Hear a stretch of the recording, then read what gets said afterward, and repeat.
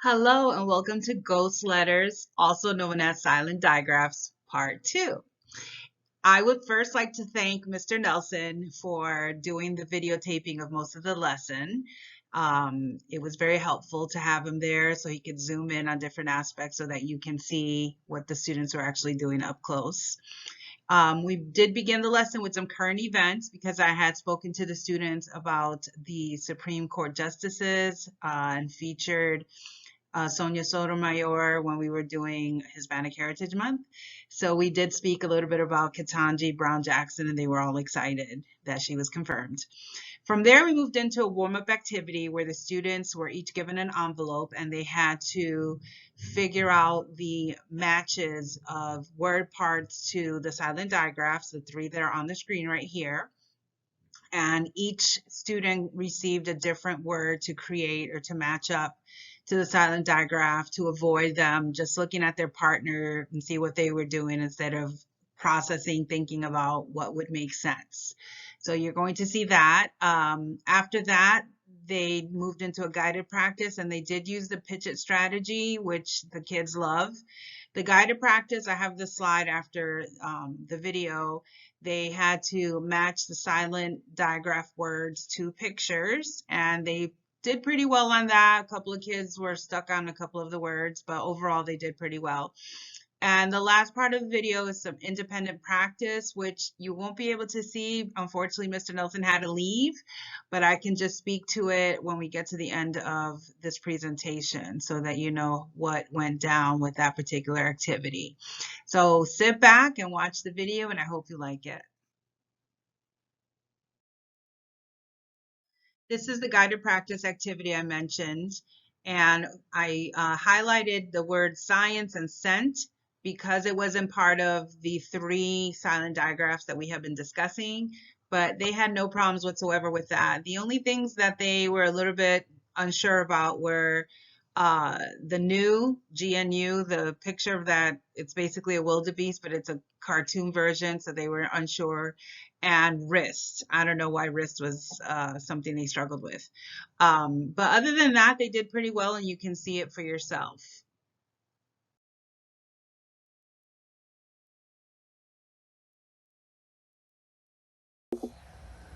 All righty, my friends. Smile because you are beautiful. Let me see the beautiful smiles.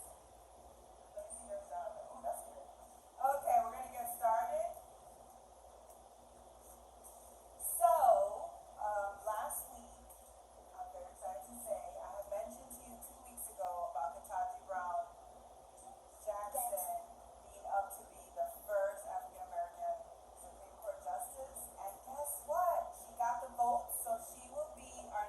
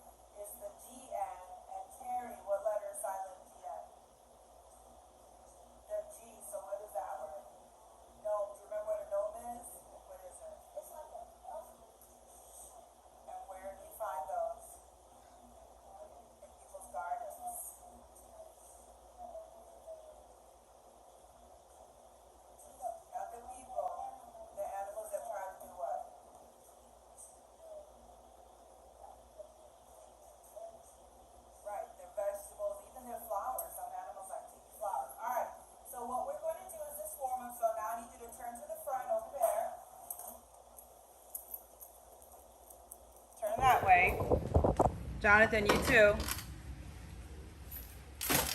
Okay, so the warm-up is going to be like this. Inside your desk, grab the envelope that you see inside your desk. Then I want you to take out what's inside of the envelope. I'm going to turn both lights on because that's going to help me with my eyes. Oh, Lord. Yes, you can put it in the desk for now. I already have it going. Just got to grab a seat. So I want to come around this side. All right. That helps 15 minutes? Yep, okay. Put this in your desk against all the things. Take all the contents out and put them on top of the desk. Just take everything out. Just doesn't matter if it's orderly or not. Take everything out.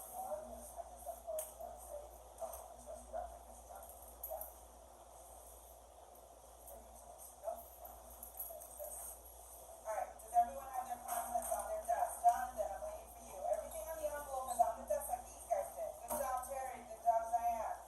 Okay. The next. Okay, so what you're going to do is you're going to take the blue little squares and you're going to put them at the top because the blue little squares are your silent diagrams. It doesn't matter the order, just put them at the top of your desk, across the top of your desk. And leave a space just like Diane did. Space them out like I tried to go for. Space these out, yes ma'am. Space them out like Diane has. And then the white stuff goes at the bottom. Jonathan, space them out. Like Diane did. There you go. Okay, so I'm going to show you an example of one that you don't have. You all have different letter combinations, so that way you're not just looking at the person next to you to figure it out. So let's say I have this one, right? And down here, one of the white ones are the letters.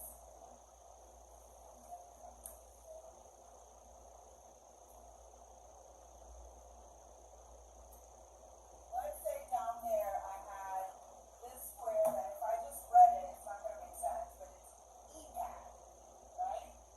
So if I slide this, I have to say, would I put EPAD next to, would I put EPAD next to, or would I put EPAD next to this version? Now, the trick is these two have the same what?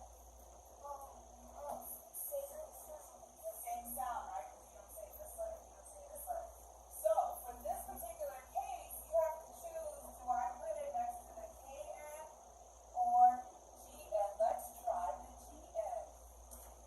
And tell me if you think that looks correct. Is that how we would spell EPAD? Does that look right? So that looks right to you? Okay, raise it. You know what? Let's do the thumbs up. Thumbs up if that looks correct for EPAD. Thumbs down if it looks wrong. Side thumb if you're not sure. Alright, so I got a majority of saying that doesn't look right. Let's try the other end sound. How does that look? Show me with your thumb, not your mouth. Two people say yes. What do you say, sir? Yes, not sure. You are correct. It is with a KN. Pat yourself on the back if you're using KN. So what you're going to do, right, is you have the three different diagrams. You're going to try to figure out which piece goes with which diagram. The way you do that is you slide it next to it. If you can say it as a word, then it's correct. The goal is to get all three things matched up. Go ahead, you got 2 minutes.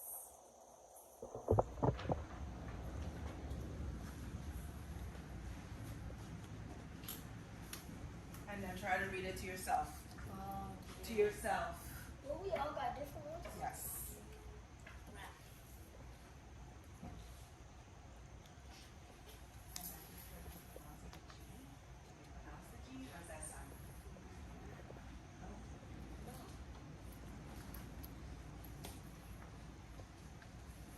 Make sure it's not covering it.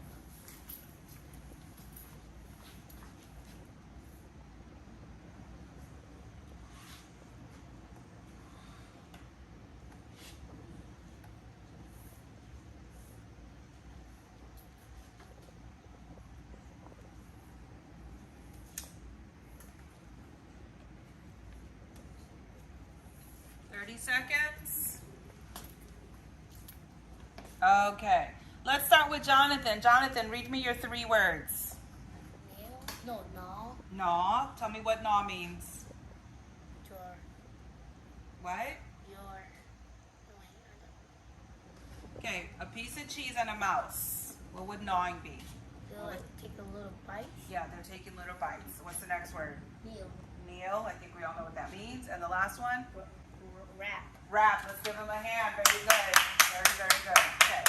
Missy, let's come to you. Let's see if you got your 3 correct. Go ahead. What's the first one? Knee. Knee. Everybody knows what a knee is, correct? Point to your knee. Just in case you're not sure. Yeah, there you go. What's the next word? Wrong. Wrong, which is the opposite of Right. correct. And the last one? Snide. I think I know. What? It's like a snide. Well, you got to take away the G. Well, the G is silent. You don't take it away. It's part of the word. Well, I think I miss. Okay. So here's what, this is what happened. This is not a word, and I don't even know what this belonged to, but this is just to show you that we make mistakes. What? SIGN. Okay, try putting it at the beginning. Thank you. Put that at the beginning. Sign. Thank you, Mr. Nelson. Yes, because remember, GN could be at the beginning or at the end, correct?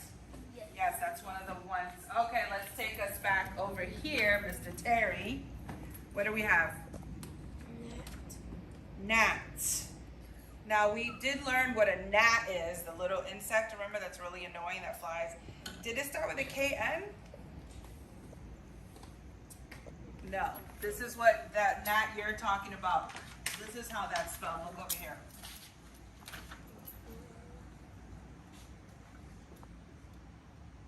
It has a GN. So that's gnat the insect. So that's not a word, buddy. You want to try to switch it with something else? Well, what's this one? Wrist. So that one is correct. So if you need to switch this, what is the only option? What do you need to switch?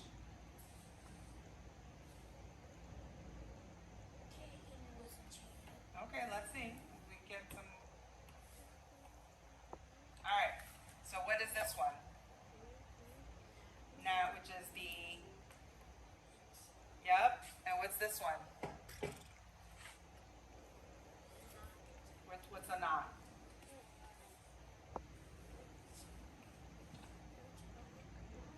Something you don't agree on? What is, go ahead. That would be this NOT, do not do something. But when there's a K, it means something else. Anybody want to pitch it to one of them?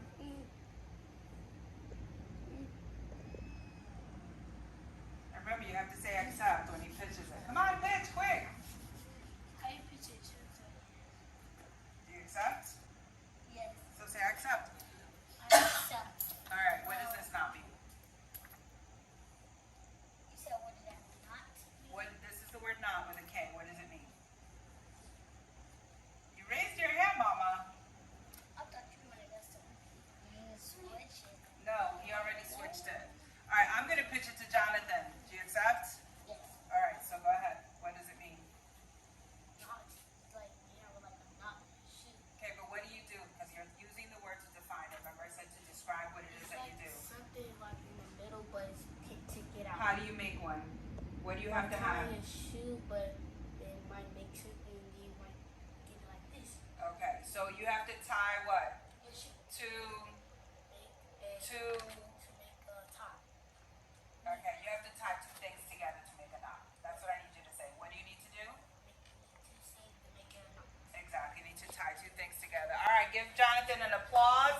Pat yourselves on your back. You all did great, even if you didn't get it right initially, but we corrected that. And go ahead and put these in your the envelope again, and take out your folder and your pencil pouch because we're going to move into our guided practice activity. Hurry up, quick, chop, chop.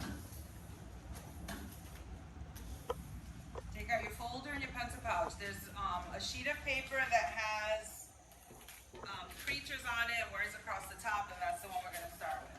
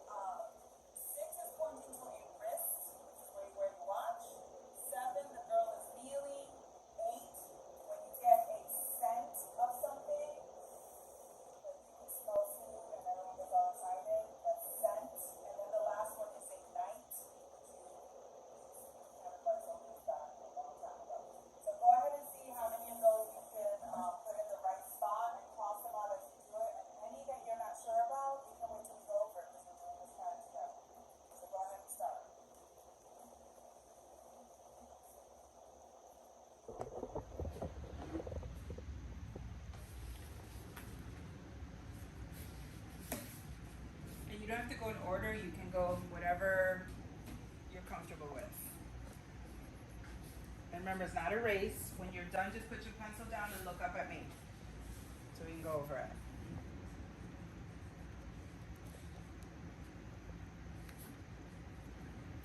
Jonathan, remember to cross out the ones you used so you know what's left.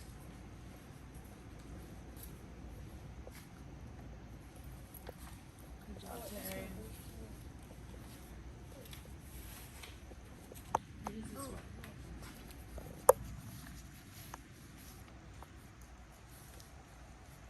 Good job. My handwriting is spectacular.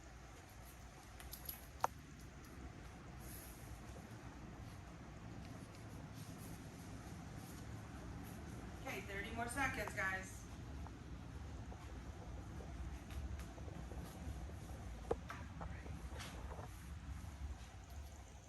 20 seconds.